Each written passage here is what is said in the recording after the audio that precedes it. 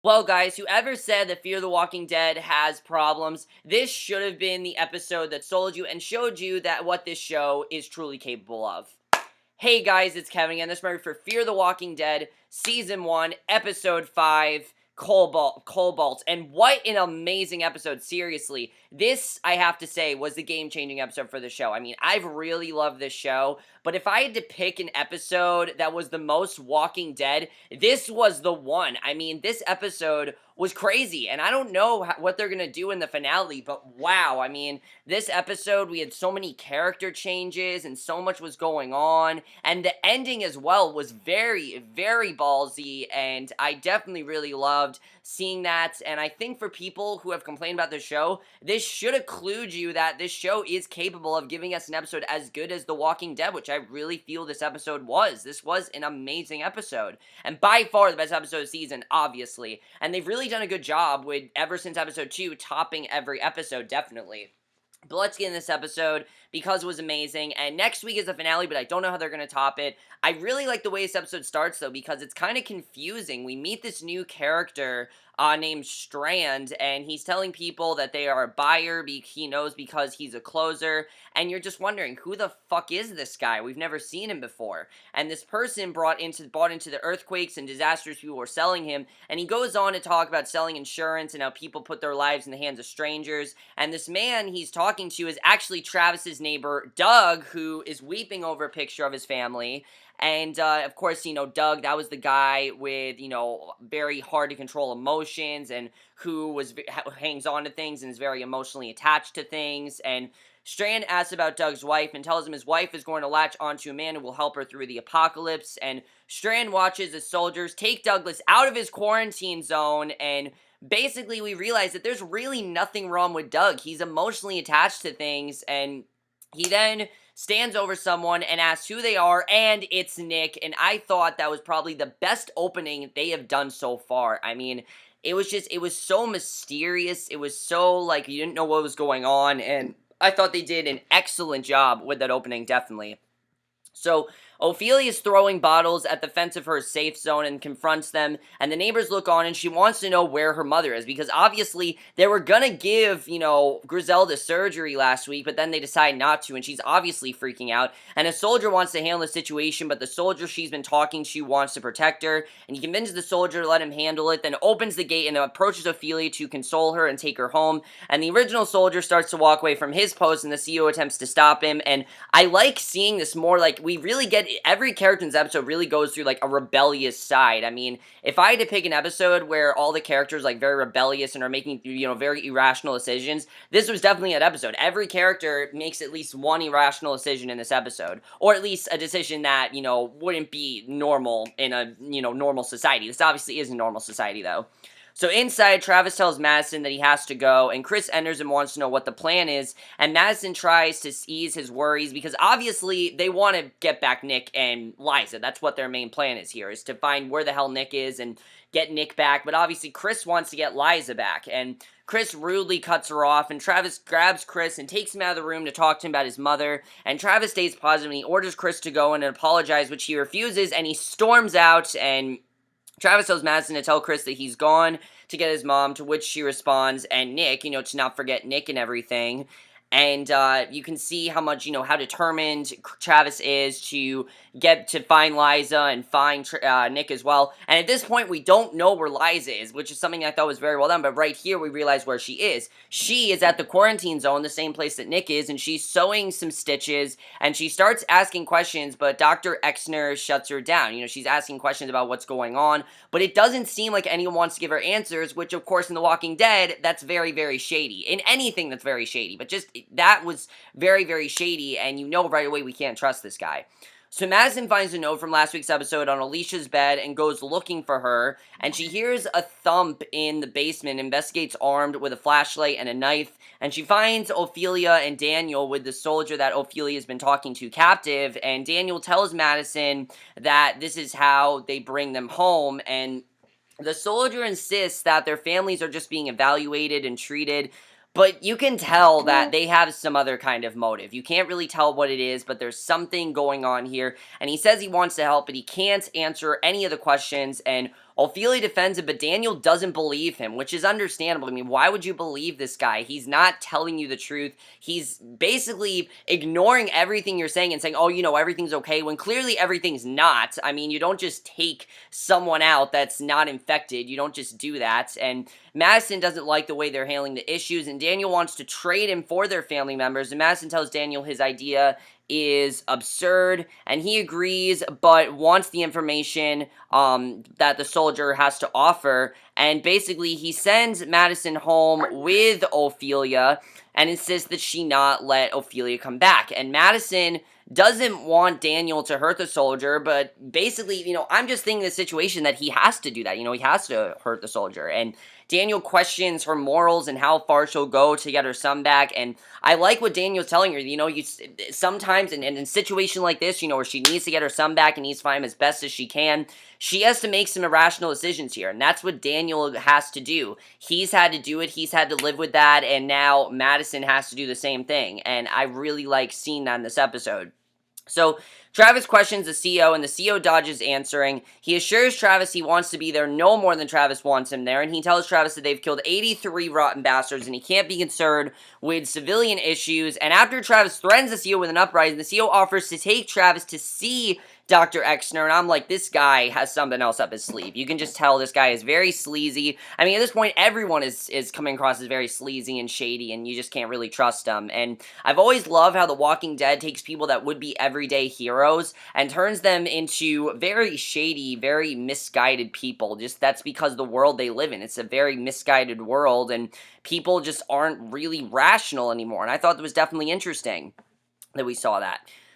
So basically, then we see then we basically see that Daniel confronts the soldier he has captive. He preps for torturing him and clears Ophelia's name because obviously he wants to know where the hell his wife is, and he tells him how Ofelia asked him not to harm the soldier and trade him, but Daniel says that isn't going to happen. I love how Daniel is just ready to kill this guy. Like, he's ready to torture him no matter what, and the soldier, because, you know, Daniel's done this stuff before. He's seen military, he's seen what they're capable of, he obviously doesn't trust them, and the soldier tells Daniel his wife is close by at a college where they set up a camp, and he'll tell him anything, and Travis then rides with soldiers to where the families are being held, and the man on top of the truck spots a walker, and orders the truck to stop, and they get out and sets to snipe a man in a distant restaurant, and the CO orders Travis to take the shot, but Travis doesn't want to, and I really love this scene. A lot of what people have been complaining about in the show is how Travis doesn't want to do anything violent, and this really got into that. I mean, this guy is literally picking on Travis for not wanting to take action. He digs into Travis and questions why he won't take the shot, telling him that the walkers aren't human, and I think it really just goes with Travis's emotional attachment to situations, and he takes aim, and the soldiers coach him, and he sees the zombies, and he sees the walkers' Kimberly name tag, and he just can't take the shot, and I can totally understand why. I mean, when someone's named, you just, again, Travis has this moral compass. He has his morals, he has his emotions, and he just can't do that. And I think the reason he does it because he thinks of them as, you know, his ex-wife, or his son, or his girlfriend. You know, he thinks of them in that way, and he just can't do it. And the CO mocks him and does himself, and then everyone re-enters the truck. And I really did feel bad for Travis, I have to say. I mean, just the way he holds on to things, it's very interesting. So Liza and other doctors care for an injured soldier, and Liza and Dr. Exner find bite marks and take the soldier to quarantine, and a man left behind starts releasing gas into the room, and basically, we don't know why this man is doing this, but he's leaving gas in the room, and chaos rings out over the radio. Travis rides with the soldiers. One soldier tells Travis to stay in the truck as they raid a previously evacuated building, and Travis listens to the gunshots and hears the chaos on the radio as bodies fall out of windows, and it's just, at this point, it's really chaotic and it's really crazy, and that was definitely very interesting. So Daniel continues with the soldier, and he shares a story from his youth, and I really like this, because like I said, they're really starting to give us more character development with Daniel. We'll get even more in this episode, and he talks about how when he was given a choice of what man to be, you know, he was given a choice of what man he was supposed to be, and the soldier pleads for Daniel to stop, and Daniel asks what Cobalt means over the radio. Now, clearly Cobalt we knew had something to do with this episode, but then all of a sudden it just kind of comes out of nowhere, and Daniel pushes his knife into the deeper parts of the soldier's forearm gash, and he is just torturing this guy. I mean, he is determined to get answers, and I love that about Daniel. You know, he'll do whatever he can to get answers, do whatever he can to protect his family. And like I said, he really is the Rick Grimes of this show, and I really do like seeing that. And, you know, some people could say, oh, Cobalt just came out of nowhere, but again, Daniel's been through this before. He knows how these prison people are, and he's definitely more experienced than, say, some of the other characters are.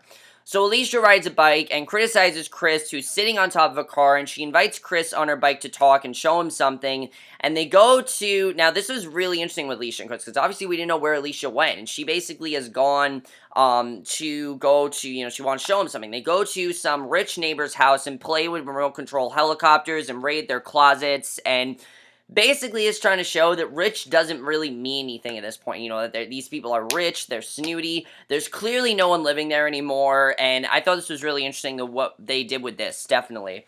So, Strand is ordered to the fence, and the soldiers take his temperature and Nick has a fever and is taken downstairs, and Domingo wants to keep Nick and convinces the soldier with diamond cufflinks, and the soldiers orders Nick be returned and asks Strand who A is, after noticing the love always A on the cufflink, and they don't know what A means. So clearly that means something. It's like a code name of some sort. There's no way it had to mean something. So A stands for something, and we just don't know what it is. So soldiers then flee the building as Travis watches, and they throw a grenade to stop the horde of zombies, and the CEO is left behind. The soldier insists he go back to San Diego to find his family, and basically that's where he wants him to go, is to find his family. And that's understandable. Obviously, he wants to be with his family.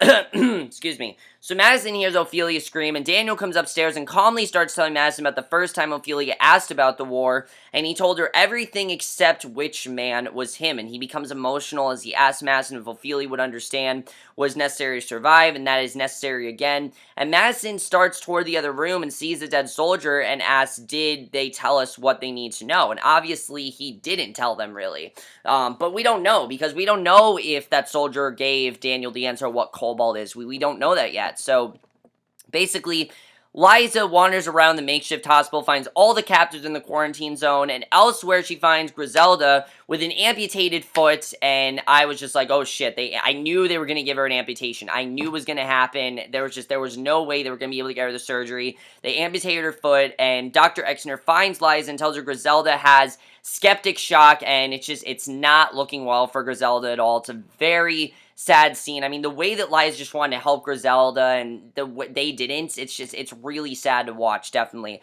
But again, this is a world where there really are no more morals and there really are no more sparing people. They're not going to spare anyone. That's the world that they live in. There's no sparing people. There's no, oh, let's save this person. There's none of that. This is a world where they don't give a shit. They spare who they want to spare, and that's how it's going to go. So, Alicia and Chris look at pictures of the family who lived in the house they're playing in, and Chris is now dressed in a suit, and Madison is in this lavish dress with extravagant jewelry. It kind of seemed like there was something between Chris and Madison, you know, maybe they're gonna be in a relationship possibly, which could be really messed up if Alicia, if Chris and, you know, Alicia, it seemed like they might actually have some chemistry here, which I honestly think is pretty interesting. I'm not just saying, like, possible sibling chemistry, I'm talking, like, lover chemistry. Like, it honestly seemed like Chris had a crush on Alicia, and, basically, she ponders what happened to the people who live there and uncovers the piano, and Chris shatters their picture on the ground, and I really love this scene because they realize, you know what, who gives a shit about this stuff? They're not there anymore, let's just break it all. So Chris shatters their picture on the ground. Alicia finds a bottle of champagne, shatters it as well, and they go on a rampage. They just start breaking things around the house, smiling at one another, and it's a really great scene because it did two things. One, I think it pretty much told them that fuck humanity, you know, let's just fuck it, who cares who they are, they don't have a story, they're dead, who cares, and two, I think it's bringing them close together and basically making them realize that, you know, this stuff doesn't really matter to them anymore. Like, while it did before, they're realizing that they can't hold on to things. This family is gone, and there's really nothing they can do about it, and I think that definitely is very interesting. I definitely am sensing a divide here next season. Like, I really do see Alicia and Chris allying next season while Nick is somewhere else, and, you know, in talks to next season, we only have 2 episodes left, so I definitely see Alicia and Chris getting closer as, you know, next season goes on. That is, of course, if they don't kill him, which I don't think they're going to, but we'll have to see. So Travis, back at the safe zone, finds a distraught Ofelia. He rushes in the house and looks at Madison, questioning if she knew what Daniel was going to do. He hopes that she didn't know because he doesn't want to know what Daniel was going to do. And the soldier explains to Daniel how he saw many people turning and trampling each other, and they couldn't tell the infected. Now this, I thought, was a logical explanation, but I don't know if I believe it. It sounds logical, but it just doesn't sound that believable. So basically, the soldier explains to Daniel how he saw so many people turning and trampling each other and they couldn't tell the infected from the healthy, so they just locked them in the arena and he chained the doors. So anyone that seems off or is, highly emotional or something like that, they're going to take them. If there's any problem at all, they're just going to kill them. And I can understand that. I mean, in a world where you don't know who's infected and who's not, because remember, this is just starting. This epidemic, this apocalypse is just starting. They don't know the difference between infected and non-infected yet. They don't know the difference yet. I mean, yeah, pretty much, and when I say infected, I don't mean like walkers. I mean when they're starting to turn into a walker. Yeah, that's kind of hard to tell because when you're turning into a walker, you're still a human. So it's kind of hard to tell the difference between the two, so I can understand why they did that. But we still know what Cobalt is. And Travis barges in, Daniel orders, he tell him about Cobalt, and basically we realize, and the soldier, you can tell, does not want to reveal what Cobalt is. Like, he's having a very hard time revealing, but he knows that if he does not reveal, Daniel's probably just going to kill him right there. So basically we realize it's a command code to initiate evacuation from the LA base, and Travis asks when they leave, and the soldier tells him the civilians will not leave, but the soldiers will, and it includes procedures for the humane termination of the survivors set for 0900 tomorrow, and basically the plan is to just kill all the humans so the soldiers are left, and it's very selfish what they're doing, but that's basically what their plan is. And I thought that was a very interesting thing that we saw here, and I understand kind of what they want to do. They kind of want to start over and just kill everybody, which obviously is not going to work out, but that's basically what they're going to do. They're going to try to obliterate everyone, make sure everyone is dead, start the population over, and I can understand that because society's gone to shit. There's people dying, there's walkers everywhere, people aren't human anymore. I mean, I can understand why they want to do that. Is it the right thing to do? Fuck no. No, it's not the right thing to do. But I do understand their point of why they're doing this. I'm not saying it's the right thing, I'm just saying I understand what they're doing. So Nick throws up in a quarantine, and Nick asks why Strand saved him, and he says he didn't save him, he obligated him, and he says privileged people will now be the victims, and Nick is someone who knows what it is to need something, and he needs a man. He'll need a man with Nick's talents when the soldiers leave and he makes his move, and he reveals a key, and Nick smiles, and it seems like they're not going to kill Nick. It seems like they're actually going to ally with Nick, and I kind of feel they're going to try to get Nick to maybe join the military because they could use someone like him. He knows what's going on. He's not dumb. He understands what they need to do, and he also has that addiction. He has an addiction to drugs. He needs drugs, and that's who they need. They need someone who needs something, and I feel like they're going to keep him, they're going to ally with him. So that's going to be very interesting to see where that goes, and I'm very interested what they're going to do with that.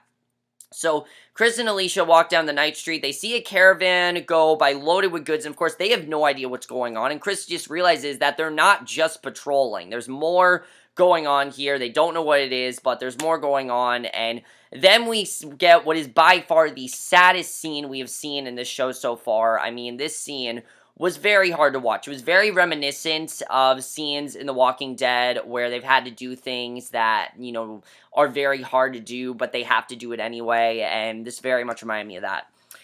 So Griselda talks, and she's saying that she's seen the devil's face, all in Spanish, and she questions what she was supposed to do when committing her sins, and she loses her breath, and you don't know what's going to happen to her, and basically she dies on the bed right in front of Liza and Dr. Exner.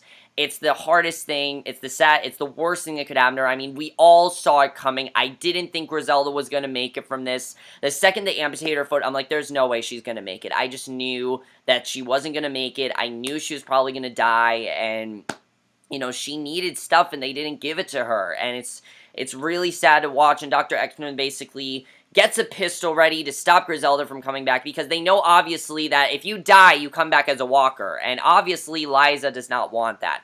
So Liza, basically, she wants to do it herself because it'll be satisfying for her to do, and she points the pistol at Griselda's forehead, pulls the trigger, and it's very sad. It's very sad to watch, and I really feel that Ofelia is going to take this personally when she realizes that Liza was the one to do it, but Liza needs to explain to her that this is just how things are now. You have to kill people to stop them from coming back. That's just how it is now. It's very sad, but that's how it's going to be now.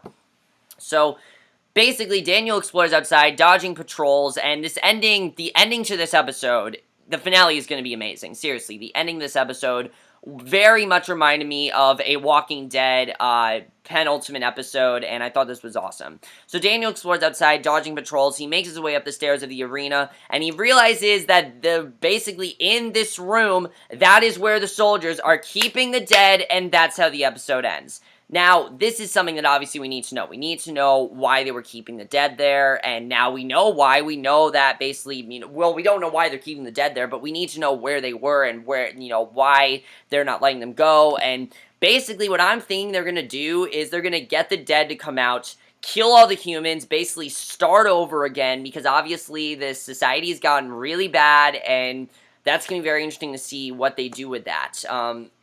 Let's talk about Nick, because Nick is a character that seems like he's safer than he probably should be, but it seems like the army wants him. It seems like they want to use him as an ally, and that could be very interesting to see where this goes. Definitely, I'm very interested in seeing what they do with Nick as a character. I really like what they've been doing with him all season, and especially this episode. It really seemed like they have a good idea of what to do with him, and I really see a lot more happening with him next season. That's going to be very interesting to see where they go with that. Chris and Alicia, I really see Chris and Alicia allying more, but they obviously don't know what's going on. They're the only characters that don't know about Cobalt, and they're going to find out, and that's not going to be good.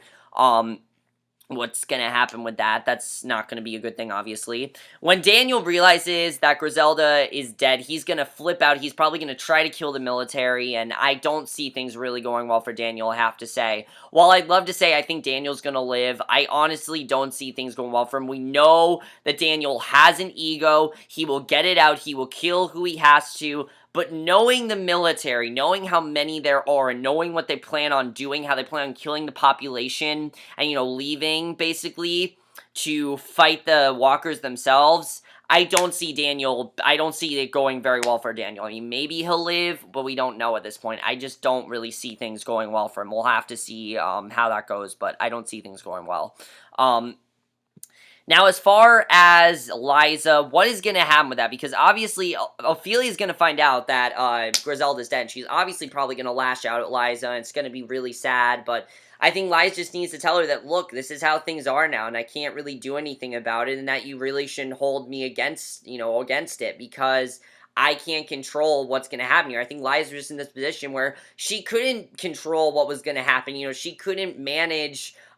She obviously was not going to leave Griselda, eligible for turning into a walker. She wasn't going to do that to Ofelia. I think if she explains that to Ofelia, then Ofelia will understand more. But at the same time, it's obviously very sad what she did, and it's too bad that she had to do that. But again, that's just the world that they live in. And Travis seems to be the one character that just doesn't understand this yet, and it's very interesting to see where that goes. Should Nick trust Strand? I don't know. There's part of me that thinks maybe they are telling the truth to Nick, but then when you see their plan, and Nick doesn't know their plan, he doesn't know what they plan on doing. Excuse me. I'm assuming he doesn't know what they plan on doing, so I don't know if we can trust Strand. He seems like a trustworthy guy, but again, that could just be just to Nick. Like, he might just be that way to get Nick to make him seem like he's a trustworthy guy, but I just don't really know if we should trust Strand or any of the military for that matter. I'm going to say most of what they say is bullshit, and especially when you think of what their plan is, I wouldn't really think trusting them is a very good thing to do. But of course, Nick doesn't know what they're doing, and he doesn't know how powerful they are and what they plan on doing to the epidemic of everyone. So that's gonna be very interesting to see what they do with that. Definitely. Of course, I think the other big question is, are we going to find out if Matt is a walker? Because we still don't know what happened to Matt. If he turned into a walker or not, that's definitely going to be answered next week, and that's going to be very sad to watch. I really see next week's finale being like the no more bullshit finale. Like, this was the slow build up. I really do see these first 6 episodes, I have to say, as a prologue. Like, these first 5 episodes, they've been the prologue, and then episode 6, after episode 6, that's going to be the actual beginning of the story. And I like that, you know, when shows have shorter seasons, that's how I think of them. I think of them more as a prologue, because while I think this season has been very good, I think it's definitely been more of a prologue than it has a first season, and I think that definitely is very good, the way they've kind of stretched out the story and things like that. I definitely am enjoying that, and overall, guys, like I said, best episode of the season by far. Absolutely loved this episode. I mean, this episode, it was sad, it was emotional, it was very, very surprising. I mean, I expected Griselda to die, but I expected her to die in, like, the finale. I didn't expect her to die now. And I do see them killing off another character next week. This is The Walking Dead, of course. They're gonna kill off someone. We know that it's gonna happen, and I definitely do see someone dying next week. I could be wrong, but I do see someone dying. I don't know who, but someone is going to die definitely next week, and we'll have to see what happens with that. Also, my other big question is Fear the Walking Dead going to do what The Walking Dead does, where they spend a couple episodes in one area and then move to another location? Are they going to do like that, what The Walking Dead does? At this point, I don't know if they're going to be able to do that, just because the situation they're in, it seems like they need to stretch this out more, and if they do end it next week, I'm fine with that. But I feel like it is going to feel like, oh, they kind of rushed that, and that definitely felt a lot more rushed than it needed to. But we'll have to see how that turns out. I don't know. But that's basically my review. Hope you enjoy it. What an incredible episode. I cannot wait for next week's finale. It's going to be amazing. And let me know what you guys saw this episode. This probably, I think for most people, this is probably going to be the episode that hooks them on the show completely. I mean, this was just a fantastic episode, and I really did love it. Let me know what you guys saw this episode, and we'll see you guys in my next video, which will be for, I think, it'll be for my review of Awkward, and I will see you guys for that. Okay, bye.